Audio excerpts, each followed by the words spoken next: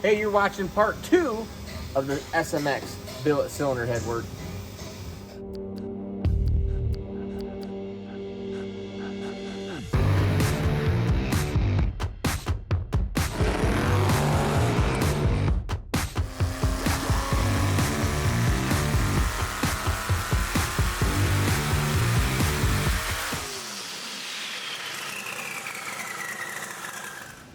Have a lot of questions from the first video, so I thought I would answer that about how the pilot and how this whole system works.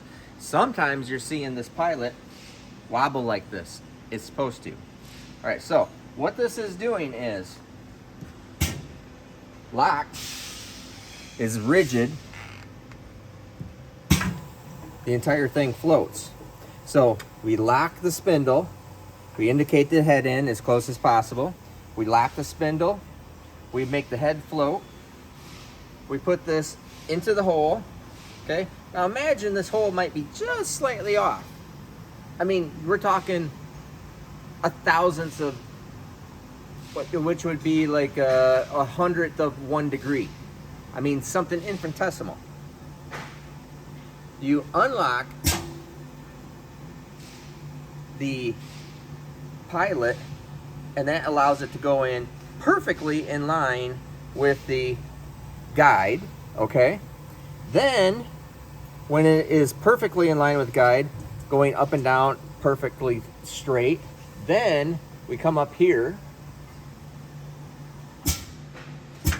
and we lock everything in place. Now, this spindle, the pilot, still stays floating because everything has become rigid. The pilot is allowed to float in there because as soon as you lock the pilot, watch it right here. When you lock the pilot, you see how that moves and jumps? So the pilot can only be locked in one perfect perpendicular position to the quill.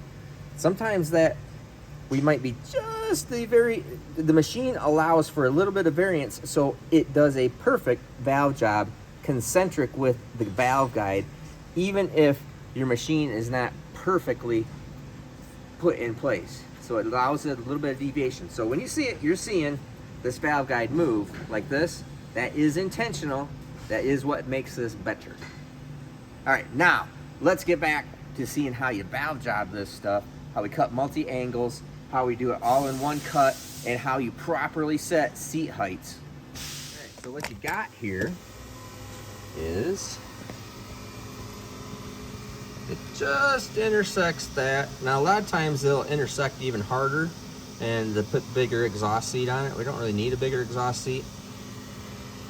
And you can see machines in there. I think it's got a little bit of a ledge right here. Actually, I think I'll just hit it with a deburr tool, to tell you the truth. It's really nice right through here. Nice flat. It just has a little burr ledge right there. I think I'll take off. Looks good. So I'm gonna cut the rest of these seats to that bore. Then I'm gonna narrow these up, put them in the freezer, put them on the ground, drive them in. I'll meet you back here after that. Okay, got the seats in. All the seats are in the head. Now, the ID of the seat is smaller than my throat by about 150 thousandths total. So I have to come in here before I cut the valve job on the intakes and exhaust. So since we have the exhaust all set up, I come in here with the same style of counterbore tool and throat that. So it's gonna just make that seat the same size. I'm sorry, it's gonna make that seat the same size as you can see here, as the throat, all right, as the port itself. So we'll cut that thing and I just sneak up on that, and then once it's the size, I'll just go over and do the next ones.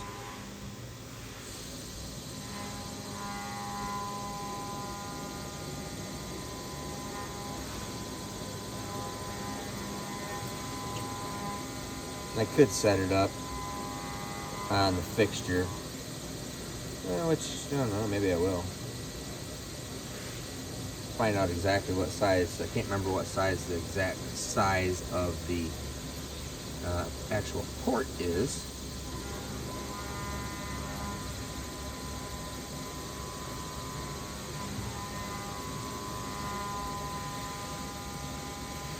And sometimes it's not perfectly round down there either in the port. So sometimes the shape of the port isn't exactly round.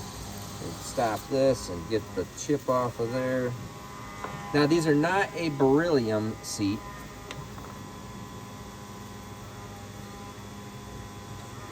These are a special alloy on the exhaust. It's an exhaust alloy and then an intake alloy. I'm not a metallurgist. This is what we use and it works. So I could pretend like I know absolutely everything, but people that know everything are just pretending. Because you can't. Alright. Alright.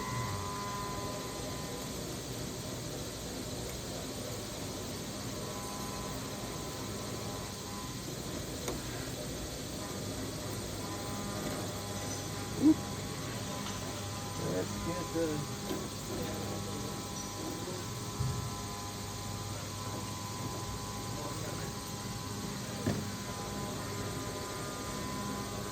A little bit of lube for the tool.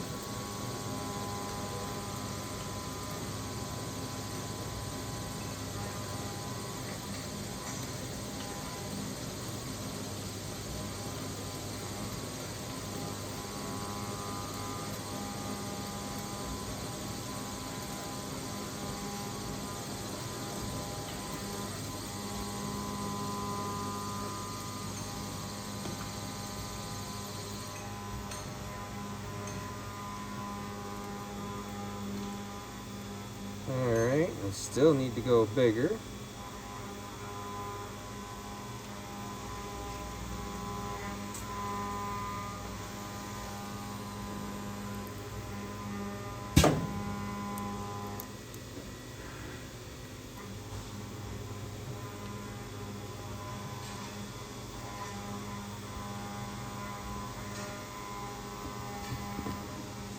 Show you how I'm adjusting this tool.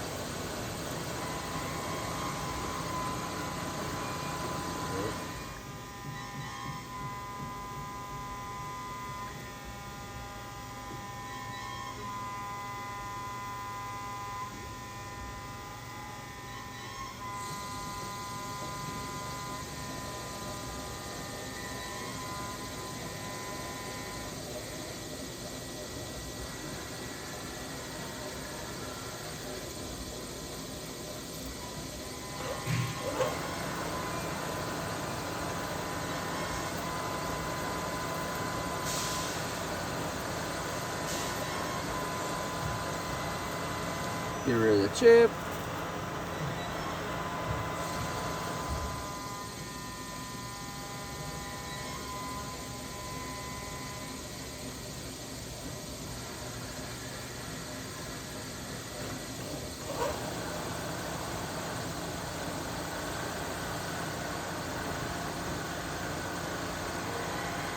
Oh yeah, that's nice.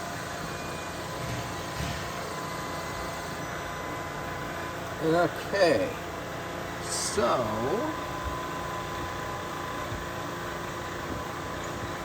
we've throated that. And it still has probably, oh yeah, solid 10 more to go. Probably actually more like, yeah, probably 10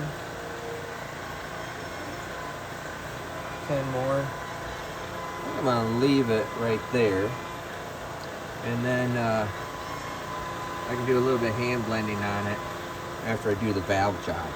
So I'm gonna do the same thing to these other 4 ports right here, and then I'll cut the valve job on that seat, and I'll show you that. Okay, you can see right here. Oops, sorry.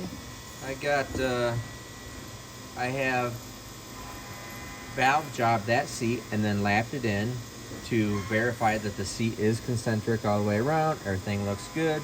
Pretty happy with that. It's perfectly placed on the valve. So now I have my tool. Everything is all set. Where's it at? There we go.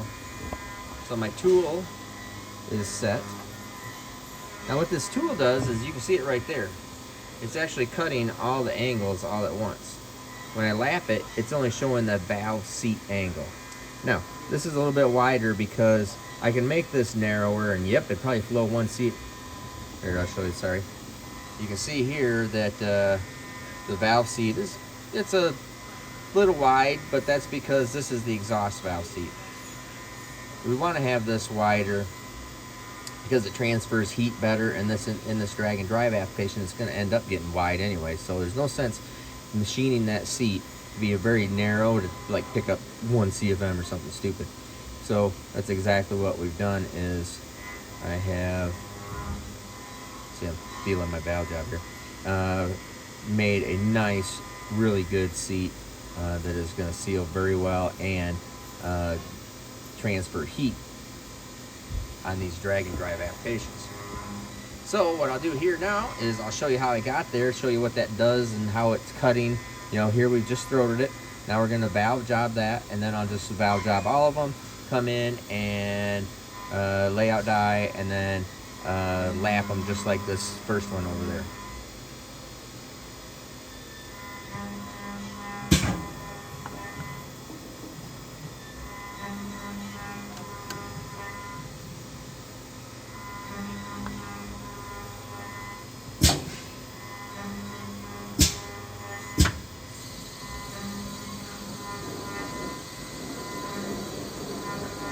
Now the old Rottler SG9 here is really just a outstanding machine.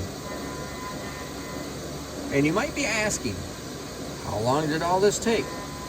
I am going to be into this thing for about 6 hours. There's also a reason why. Now this is putting seats in, boring them, throating them, doing everything on one head. But I'm also kind of proofing this thing out. I could be a little bit faster, but all things said and done, it would take 1 solid day to do two heads, put seats in it, and valve job it. Solid 1 day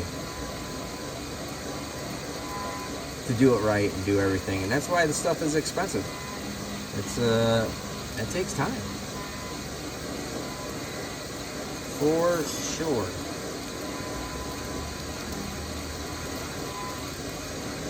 Alright, about here it starts hitting the top angle. Here pretty quick. It'll actually start ticking the intake seat. Right there, you can hear it go. Alright. Let that spark out.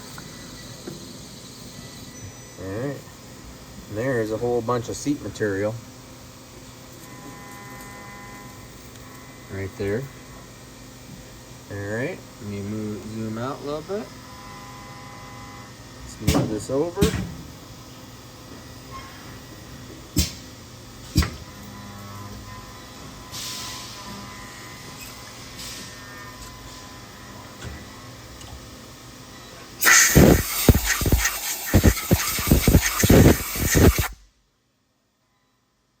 Blends into the chamber really nice. I mean, I'm not even going to touch it right there. And I just got a little thing I'm going to touch right there, I think, but I really don't even have to.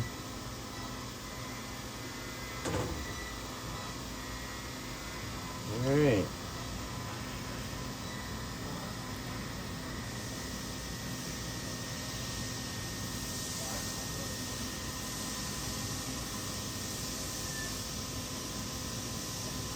Now remember, I'm going to come in and blend the bottom side of that. Everybody wants to know what this layout dye is. Here you go. Beach Chem. Beach Chem layout dye fluid.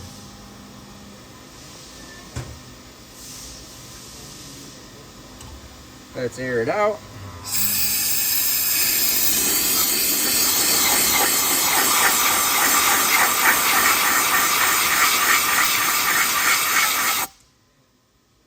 Now I can see the seed in it, but I always like to lap it anyway. I mean, seeing the seed doesn't mean squat. What we want to do is make sure that it's concentric with the valve guide. The only way you're going to do that is lap it. Now I can also vacuum check the port. The Rottler here does come with a vacuum port option, which is right there, which is nice. And I think I can do that. Yeah, I can. We'll actually do that just for kicks and giggles here in just a second. You just have to make sure there's no opening into the port, obviously, which there's not. And let's see here. So I'll come in here, I'll lap this thing up.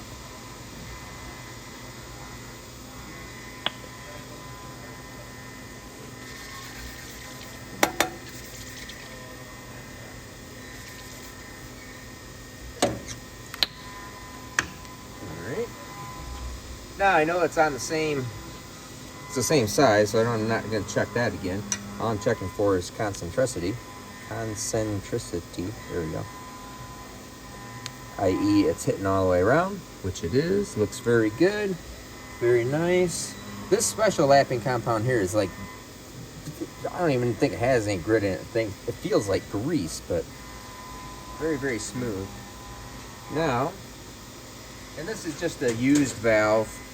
We got lots of them around. Used valve from the SMX stuff. And let's put this in there.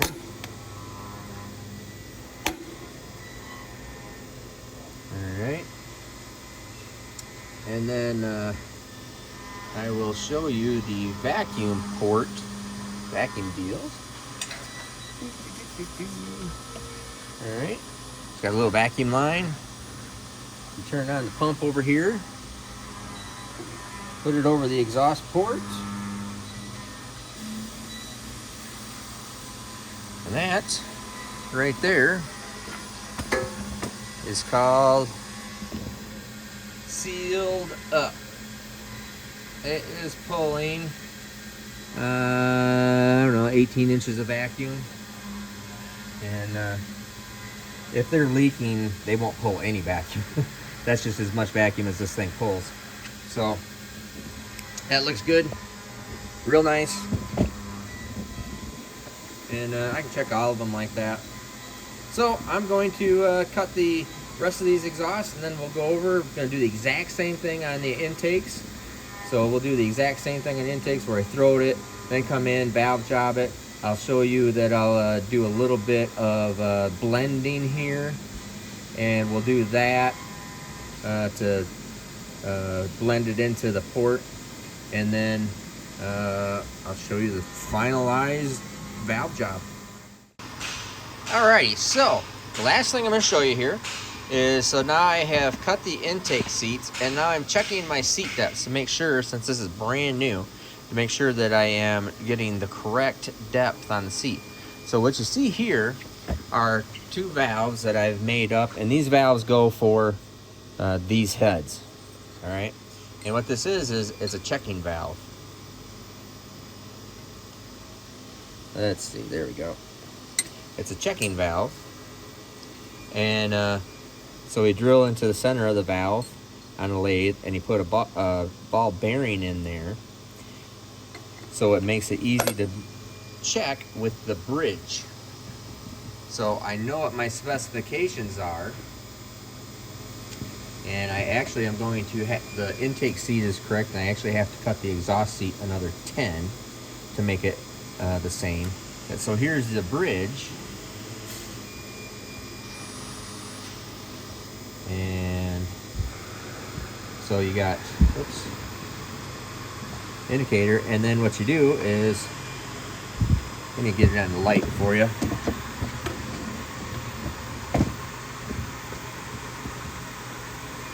So the little ball helps you find the exact peak much easier by having that little ball in there, and that gives me my heights.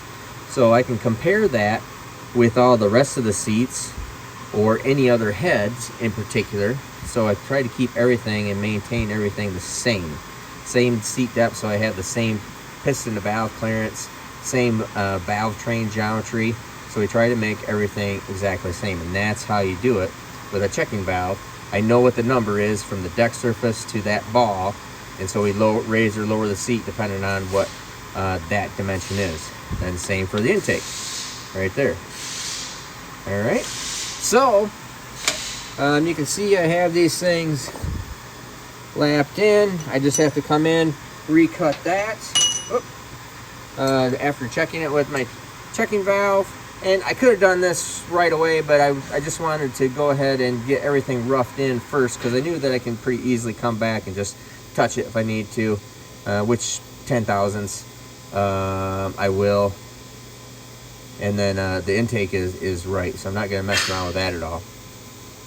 So I think everything looks really good here. I'll go ahead and I'll lap these other intakes in, cut the exhaust, 10 extra thousandths, and these things will be ready to go together. So that is how we put seats in and do the valve job on the SMX head, and any head in pretty much. Now another little thing I'll show you is, get this moved.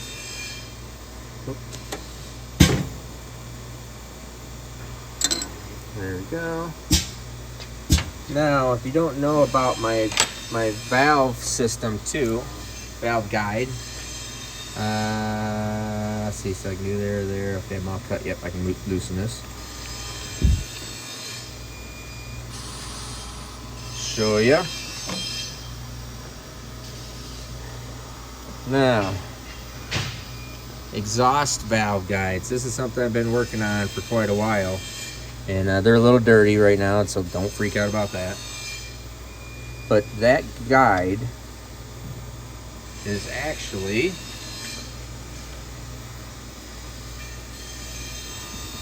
right there. So this whole steel portion of the guide is actually the spring seat also. And then just has the guide up above. So it has a full bronze guide inside a steel guide. Take a look at there, let's see.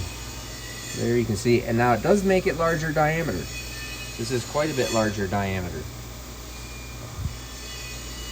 But I do not care.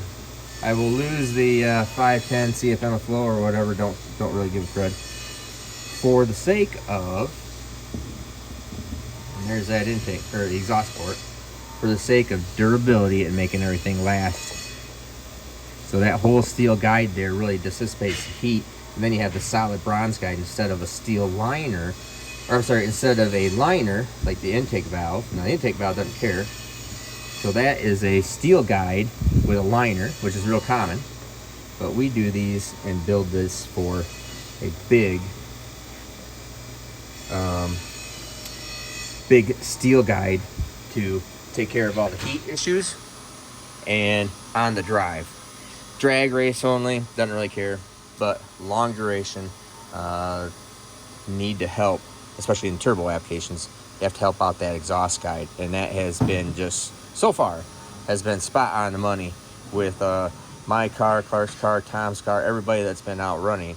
That has been spot on the money. So very happy with the old SMX head.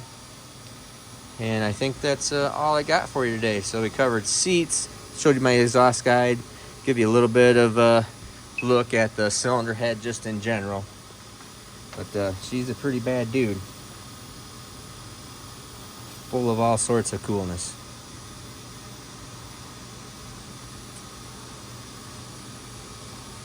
I'm Steve Morris. Have a great day.